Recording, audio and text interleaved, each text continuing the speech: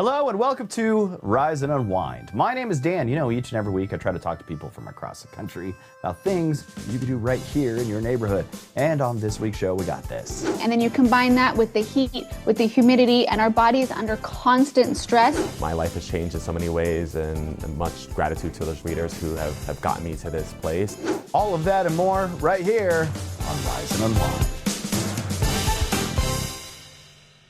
Have you ever dreamed of high-speed getaways, dusty back roads, and that 1970s crime world where danger is just a pit stop away? You know, Max's new series, Duster, might be your next obsession. From Emmy winner J.J. Abrams and showrunner LaToya Morgan, Duster stars Josh Holloway as a getaway driver trying to outrun his past, and Rachel Hilson, a trailblazing FBI agent who's got her sights on taking down the dangerous crime syndicate. And come on, man, we got them both here to talk all about it. Welcome to the show, you two.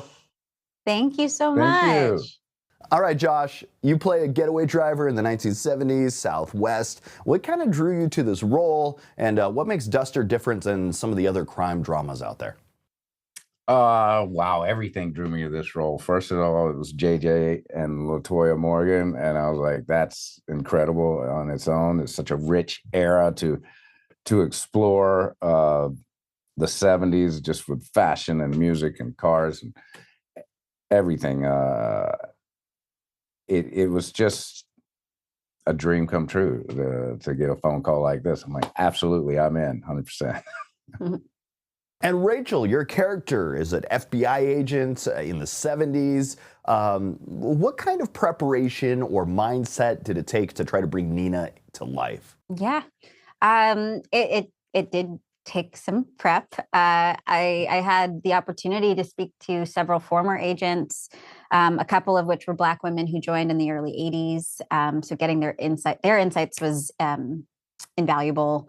I read a bunch of books. I watched a bunch of movies, read all about Nixon and, the Panthers just before and their, their conflicts with the FBI and the Black community's conflicts with the FBI, and just sort of tried to get a well-rounded picture of where I was coming from and where I was in 1972.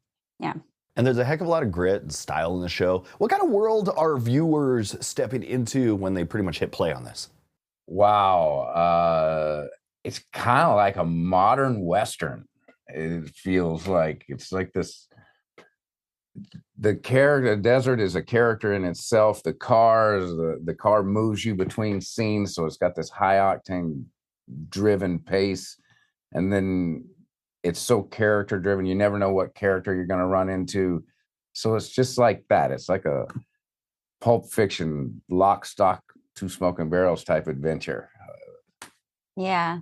There was something that JJ said, I think a couple weeks ago, that was like, it's sort of like what a show that was made in the 70s would look like if, it was just elevated a little more. If it was done good. If it was done well. Josh, Rachel, thanks for joining me this morning. Duster is streaming now on Max, so check it out at max.com or search Duster on your Max app to start watching. Josh, Rachel, thanks for joining me this morning, my friends. Thank you, Dan. AI is everywhere these days, even in our workplaces. But according to a new Cox Business survey, many younger workers are using it without saying a word to their bosses. Joining us now is Kelsea Warren, founder of The Seamless Coach, to help us understand what this trend means and how companies can better support their employees in the age of workplace tech. Hi, Kelsea. Hi, good morning. What did this new survey reveal about how Gen Z and millennials are using AI at work? So this survey by Cox Business showed that many Gen Z and millennials are using a lot of different tech tools to maintain productivity at work. Specific to AI, about 60% of them actually feel positive about its use. But what I found interesting is about 50% of them actually feel a little bit nervous to admit to their bosses how much they're using it for productivity.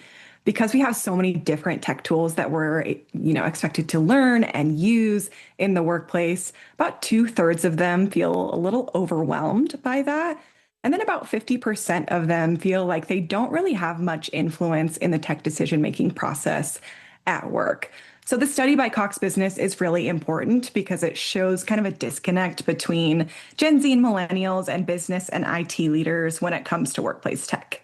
Why do some workers feel like they can't be open with their managers about using tech like AI?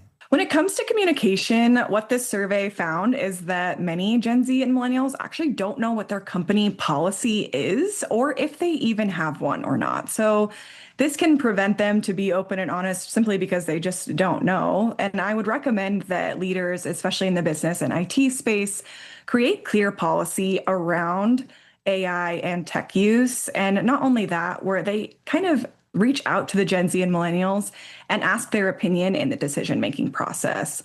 So if you are looking to get a new tool, update a software, or define or upgrade your policy, why not reach out to the Gen Z and millennials that are using this tech every single day and get their input? The adoption and the engagement around its use is going to be much better that way. What are some of the biggest challenges IT teams are facing right now with all of this new tech? The survey from Cox Business showed one of the biggest challenges is actually called shadow IT. So 60% of Gen Z and millennials in the workplace use their personal software or devices to get work done. And 50% of them say it's actually faster and easier sometimes from there to use their personal devices. So with this shadow IT, it's creating an issue for IT and tech teams, because without this visibility, they're not able to properly manage the use of AI or predict or prevent any potential outages or issues. What can be helpful is, again, creating clear policy around AI and tech use. But what's even more helpful is partnering with the experts in the managed IT space, like Cox Business or RapidScale. They're going to come alongside IT teams and make sure that they are preventing or predicting any kind of outages. And they're really going to be the best choice for a partner in this space, especially when it comes to shadow IT. How can companies make sure their employees don't feel overwhelmed or burnt out by all this technology?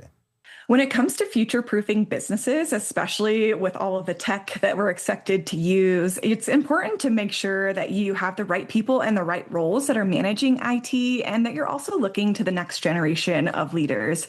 So we mentioned including Gen Z and millennial in this space and in the decision-making process, but even better is going to continuing to include them in the conversation ongoing. So making sure that we want to know about what tech tools they're using, what issues they may be having. And if you find yourself in this space, so if you are a Gen Z or millennial like I am, I want you to feel empowered to speak up to your leadership and share about your thoughts about tech or any friction that you may be experiencing, any ideas that you may have. This is going to be important for you to advocate for yourself, but also to position yourself as a leader in this space and build trust in your organization. Where can folks go to learn more? Yeah, so if you want to learn more about the survey from Cox Business, go to coxblue.com/workplace tech survey. Kelsey, thank you so much for being here. Thank you. Do you ever feel like everyone in your town knows everything about your life? Now imagine that. But, in the Arctic. North of North is Netflix's latest Canadian original comedy, and it follows Siaja, a young Inuk woman navigating small-town gossip, single motherhood, and discovering herself in the snowy, tight-knit community. She's fierce, she's funny, and pretty much not afraid to fall on her face. And bringing her to life is the incredibly talented Anna Lambe, who's here with a fresh new series that's as heartfelt as it is hilarious. Welcome to the show, Anna. How are you? I'm good. Thank you so much for having me. All right, so your character Siaja kind of like makes some of these big, bold moves right from the start of the series. What drew you to her story, and what parts of her journey felt especially personal for you to play? I mean, from the moment that I read the audition sides, I was so deeply invested. I loved that she was well-intentioned, but so incredibly messy and complicated, and had all of these dynamics around her, a complicated relationship with her mother, an unsatisfying marriage, but a dream and an ambition that she wanted something else for herself. And to, tell this story, which is like a second coming of age, this young woman deciding that she wants a life that she wants to live. She wants, something that is different and she wants to put herself first for the first time in her life, was so exciting. And the showrunners, Alethea Onakak-Burrell and Stacey Aucklook McDonald, are, the producers of the first ever film that I did when I was 15 years old, called The Grizzlies. And it really was a full circle moment, coming back together and going from Grizzlies, which was this little indie film, to now North of North for Netflix. It was just, I spent months auditioning for it and many days crying about it, hoping that it would work out. And it did. And I'm so incredibly proud of what we created. And I'm glad it did. The show, it balances comedy with some real emotional depth. How did you find that balance as an actor, especially with some of Siaja's tougher moments?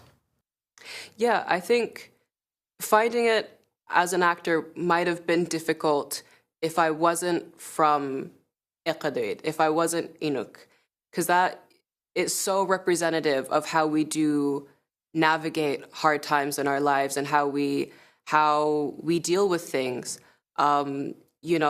Inuit humor, it can be so dry, it can be so silly, but there's so much trauma that exists within our community, there's so much hardship, that a sense of humor is how we get through it and how we face the really difficult things. So doing that, and especially with Micah Harper, who plays Nevi, who's also from Iqaluit, being on the same level as someone and really understanding each other and each other's history and what you're bringing to a scene and how you really kind of create that, I love you so much, but do you make me angry, was so, what we knew already.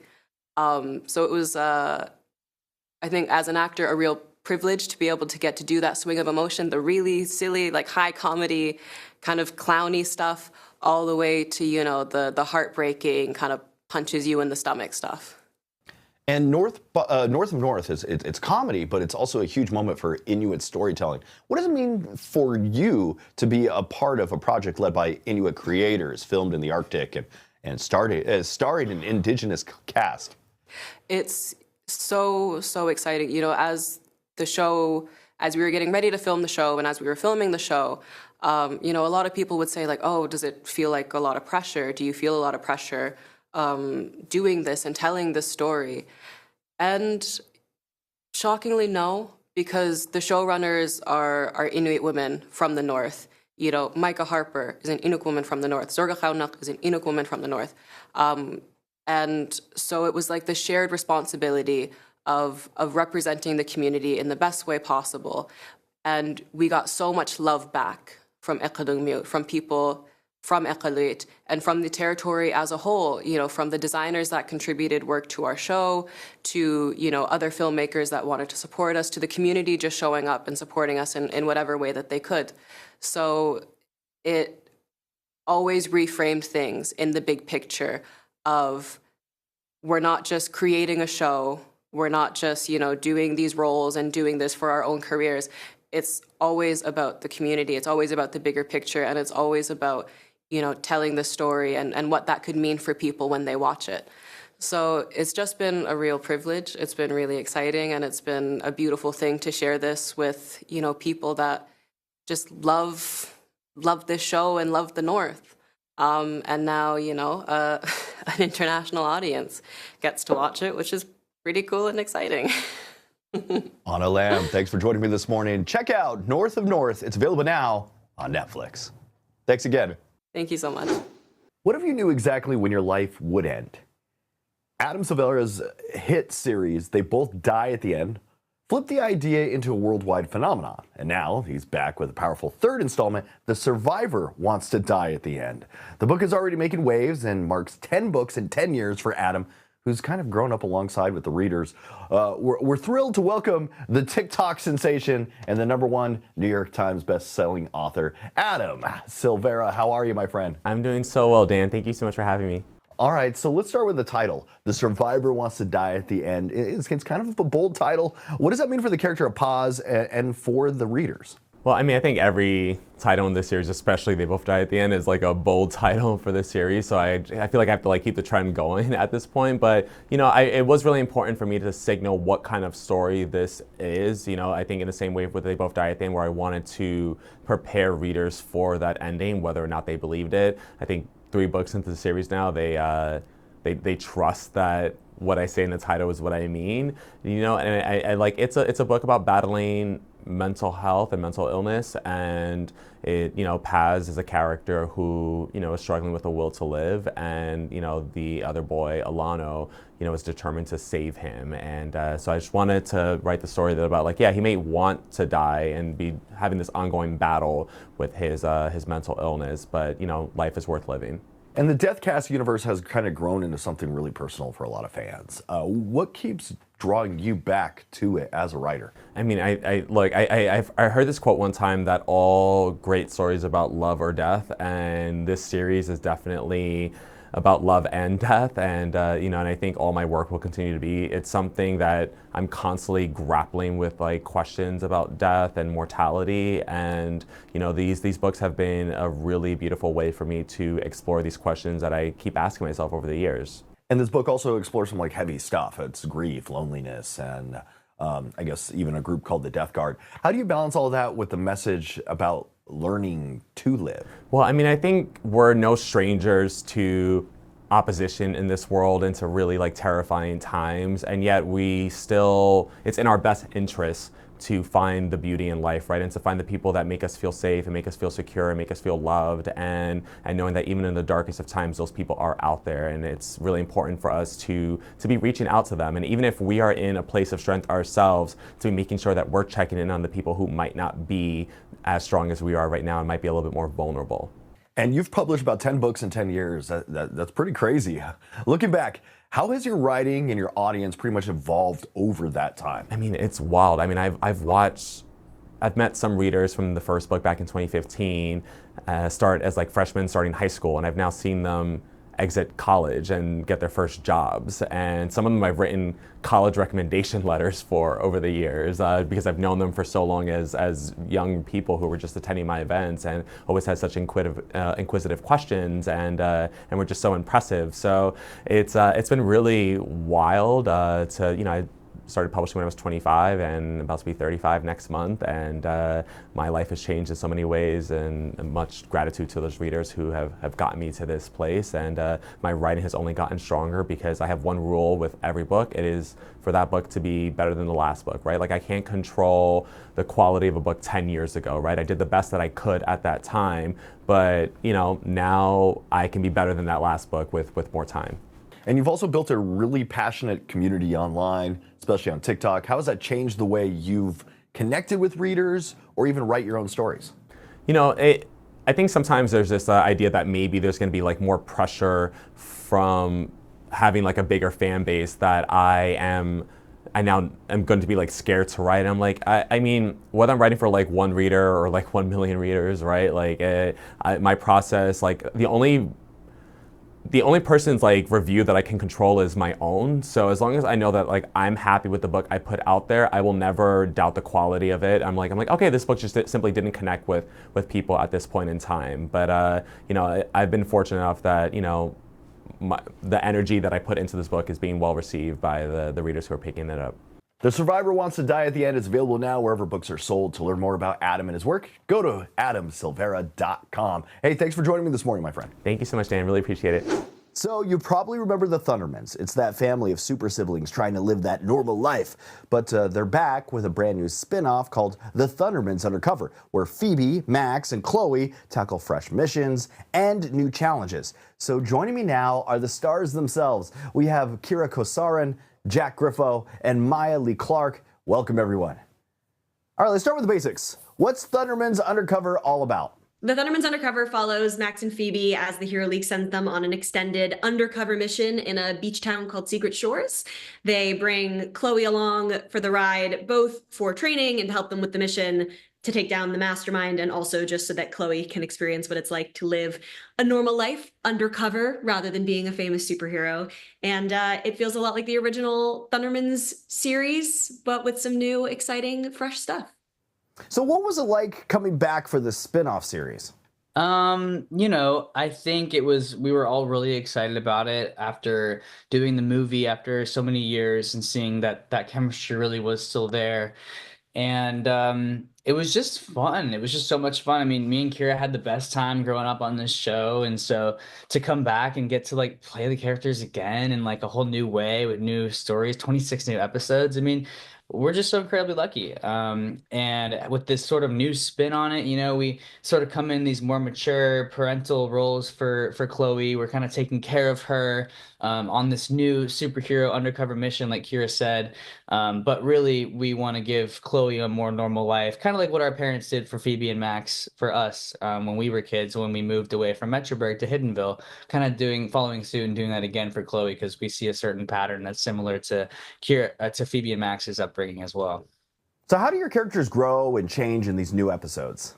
With Chloe, I actually got to develop her character this season, which was fun because I used to be just a 3-year-old kind of saying lines, and now I get to really show off my acting skills. And I'd say she developed like a lot of independence and sassiness. She's been very sassy, and yeah. Yeah, I mean, Phoebe and Max are always Phoebe and Max at their core. But, as we've grown as people and as actors, each time we come to the characters, obviously you have more life experience and more to bring to the character. And obviously Phoebe and Max are in a totally new paradigm. They're basically raising a 13-year-old. They're also working jobs at Chloe's school. And so it's fun to get to see Phoebe and Max in that new position. They have, some new style, some new wardrobe, some new energy. But at the end of the day, they're very much still Phoebe and Max, all of the things that make them them. Max is always fighting with his desire for fame and to be a good superhero. Phoebe is always fighting with her inability to somehow not make things worse, even though all she wants to do is be a good superhero and do great at her job. She makes a lot of puns. Max hates them. It's the old days, Yeah, I would echo all of that as far as kind of what I was saying earlier about becoming sort of these guardians for Chloe. But also I see how we grown. I mean, I think in the original series, for example, Max was all about being a supervillain, and he grew a lot in that original series because he learned that that the good always wins and good prevails, and he ends up being a superhero. Like his family always taught him that he should be, and kind of like Kira touched on a second ago. Now, in the movie and even in the series, it's not about being his thing isn't being a supervillain anymore, but his thing is like this like fame of being a superhero and kind of getting caught up in all that and wanting to be a hero really for the wrong reasons. And so I think over the course of this season, we showed a little bit of it in the movie, how Max sort of developed and his heart grew a couple of sizes and realized that it wasn't all about the glitz and the glam of being a superhero.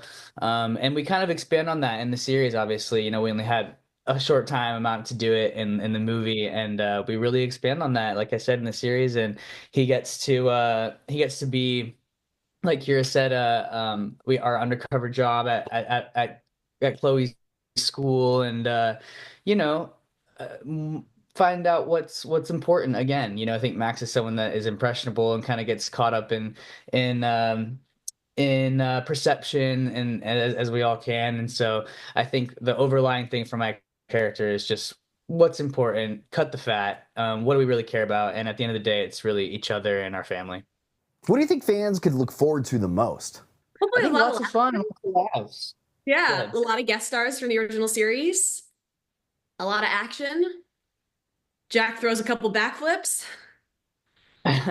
He makes I think it's nostalgic, yet new and contemporary. I think the fans who have watched our show are going to love it because they watched our show, and I think the fans that haven't watched it are going to love it because it's new and it's exciting. And we have a lot of the same showrunners, all three, as the original show. So we had all that success on the original show. Kind of they're carrying over, all all their amazing tools and talents to this new show, and I think every episode is great. And as the episodes continue to come out on Wednesday nights, I think fans are going to see us really hit a stride about mid season of this first season. So I'm excited to watch the series come out along with the rest of the world. So yeah. Thank you guys. Be sure to catch Thundermans Undercover, airing weekly on Wednesdays on Nickelodeon and streaming on Paramount Plus. Thank you so much for joining me, Kira, Jack, and Maya. Do you ever feel like no amount of water could shake that sluggish summer brain? Well, it turns out hydration isn't just about drinking more water, it's about how you hydrate. Dr. Dana Ryan is the Senior Director of Scientific Affairs at Liquid IV, and she's here to break down how even mild dehydration could drain your energy, focus, and mood. And what actually helps, she's here to bring it. Welcome to the show, Dr. Dana. How are you? I'm good. Thanks so much for having me. Okay, so what is it about the summer heat that makes staying hydrated so much harder? I mean, it drains us, doesn't it? It's the go, go, go of the summer, the kids' sports, all the activities, all the vacations, everything that we're doing. And then you combine that with the heat, with the humidity, and our body is under constant stress. We're dehydrated before we know it, and it's having impacts throughout the entire day. So how does it being just a little dehydrated mess with our focus and our energy? Yeah, so being dehydrated just simply 1 to 2% can have a wide range of effects, from physical performance. So maybe you're out there trying to hit the pickleball court in the afternoon and you just kind of lost that little edge. It could be that you're just dehydrated, or in the afternoon, you're just struggling to get through that day. It's that brain fog, it's that fatigue. We may try and excuse it away to other things or the stresses of life, but it may be a simpler answer than that. It could simply be that we're just dehydrated. So what signs should we be looking for before we hit that crashing point? Yeah, the thing that's interesting is that a lot of times people say, I'm not thirsty, so I don't have to worry about it. But the reality is by the time you're thirsty, you're already dehydrated. So you want to plan ahead when it comes to your hydration. First thing in the morning, you want to start with that glass of water. Add those electrolytes. Give your body what it's using and losing throughout the day, which is fluids and electrolytes. That's going to help keep you on top of your game so that you can be at your best throughout the entire day. And for people that hit that 2 p.m. slump, what actually helps? We've all been there, right? You just want to put your head down on the desk and just call it for the afternoon. Just give me 5 minutes, right? It's tough. Our circadian rhythms, they drop naturally in the afternoon, but underlying that can be dehydration. And so what's really important is that you stay on top of your hydration throughout the day. But the thing is don't worry. If the day's gotten away from you, one of the things at Liquid IV that's so important to us is that we do everything backed by science. And we've done studies that show that whether it is our hydration multiplier product or it's our sugar-free hydration multiplier, it's actually going to help you rapidly rehydrate. So if, like I said, the day got away from you, you can throw a stick of Liquid IV into your water, get back on top of your game, and then thrive for the rest of the afternoon. All right, there you go. I'm actually a big fan of Liquid IV. If anybody wants to learn more, try Liquid IV. Where should they go? You can head to liquid-iv.com, learn all about the science and more. Dr. Dana, thanks for joining us this morning. Thanks for having me.